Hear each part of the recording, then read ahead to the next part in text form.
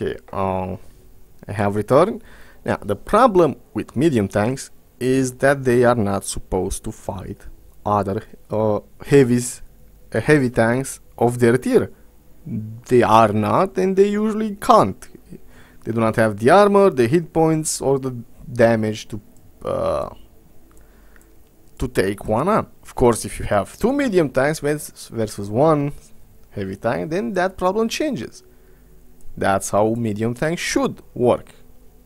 In a wolf pack of medium tanks should be able to crush individual lone heavy tanks. The problem is, because of the way the mechanics work and the use of hit points, even a lone heavy tank is gonna do a lot of damage. Of course, mediums do not have the armor for it, and most of them do not have the mobility to actually dodge a heavy tank. That's keen on doing damage only to them. But that's where teamwork and skill comes into play. There's also random bullshit, but we'll talk about that later. Next in my list of tanks I still have in the garage that I plan to actually use some of the time is the M18 Hellcat. And yep, it's a cat from hell. I love it. I do an amazing amount of damage with it, and it's fun. It's one of the fastest tank. It is the fastest tank destroyer, I think. And because it's a tank destroyer, it's also invisible in a bush and has a bonus to camouflage whenever, because it's a tank destroyer. And if you get the crew to actually have camo skills, then it gets even better. Also, American tank destroyers tend to have this little thing called a moving turret. Usually that means their guns are have less penetration or less damage than the tank destroyers of other nations. But the advantage of a turret is big, even if it's a slow moving turret, slow turning turret. Because it gives you options. Because you are also a tank destroyer and you have camouflage bonus. With a turret, you don't lose that camouflage bonus when you're targeting targets. Because if you move, you will lose your camouflage bonus if you move the hull of the tank. But if you only move the turret, you will not lose it. I actually drive this either as a tank destroyer or as a big ass medium with a fast speed. It has crap armor. 14 at tier 6 is laughable. Even a tier 1 will penetrate it. But the gun and the speed compensates for it. If you know what you're doing, you can do well in this tank. I recommend it. I give it a 9 out of 10. The Scheiße. The T-25-2 is the next tank in line. It is the upgrade you get from the 18 Hellcat. It is a worse tank. It has almost the same penetration, the same damage, and even worse accuracy. It's also a lot taller and a lot slower, with the crappier acceleration. It's also wider, bigger, and because it's a higher tier, it will fight tanks that are even more dangerous than the one the Hellcat has fight. It is still a good tank if you know what you're doing, but you can't drive it like a medium. It's either a tank destroyer or dead. That's the only thing you can. Find a bush, find a good bush, stay in there, and only move when you're confident you can surprise the enemy. 6 out of 10. Now, this is the crown jewel in my garage. Garage? Yes. The IS-4, Joseph Stalin 4. It never actually existed. Think. Past the prototype stage. God damn it. Tap. Clip. Gives it to me. Several prototypes. Really? I didn't actually know 219 of them were built. Well, that explains why it's so crap nowadays. It used to be one of the best tank when it was tier 9, But they moved it to tier 10 and they added a lot of bigger artillery and bigger tank destroyers and unbalanced prototypes.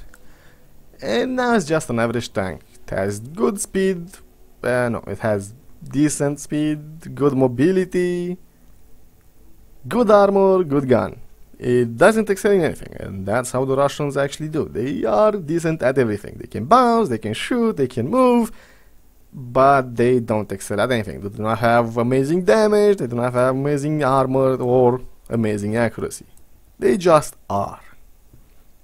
Giving it an 8 out of 10. Su-100. Fairly recent I've actually begun using tank destroyers.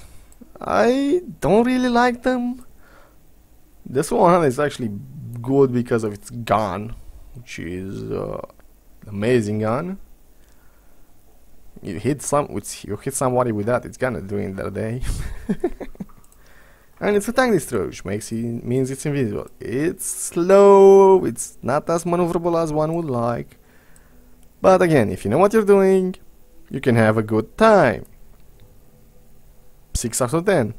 There's not much to talk about it. Now this is my shame. The premium tank destroyer Su-122-44. It's a tier 7 with the same damage and gun of the Su-100. The better fire rate and a bit more accuracy. But again, it's a tier 7, one tier higher than the Su-100. It's also slower, although it feels more mobile, the traverse speed being greater. And it has more armor, not enough to make it survive a tier 7 battle, but every little bit helps. Makes a good amount of money because it's a premium tank.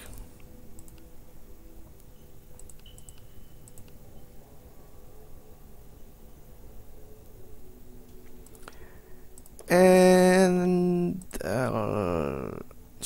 it gets a bonus to income. What the hell is it? See? More credits for each battle. That's how that's why you need premium tanks. I chose it because it's actually tier 7. Most good premium tanks are tier 8. The problem with it is the fact that it's gun movement radius. That means the amount of you can move the gun without having to turn the tank is even smaller than a Su-100, which means you have to move the tank a lot to keep track with moving enemies. God damn it. That means you have to move the tank, reveal yourself by moving a lot of the time. It's also extremely slow in reverse, which doesn't make for a good assault tank. Since you can't actually instant kill most people, you have to pull back, and if you're slow in pulling back, you're gonna get hit, and you do not have the armor or hit points to survive many hits. 7 out of 10 because, you know, bonus to income. Now, this is my artillery, and I love it. So, the fastest, the most damaging tier 6 artillery. It's companion artillery, the Su-14, is slower, but has the same gun. It's an amazingly powerful artillery. It's also invisible in a bush because it's an artillery. Unless you get within 100 or 150 meters of an artillery that's not moving or shooting, you won't see it. And if it's shooting, it's gonna hurt if it hits. They don't usually hit, but when they do... artillery is the king of the battlefield, and this is the reason why. 1850 damage at tier 6 is a lot. You don't actually get tier 6 in artillery because, well, you're an artillery. Artillery have only get about 2 tiers above or so.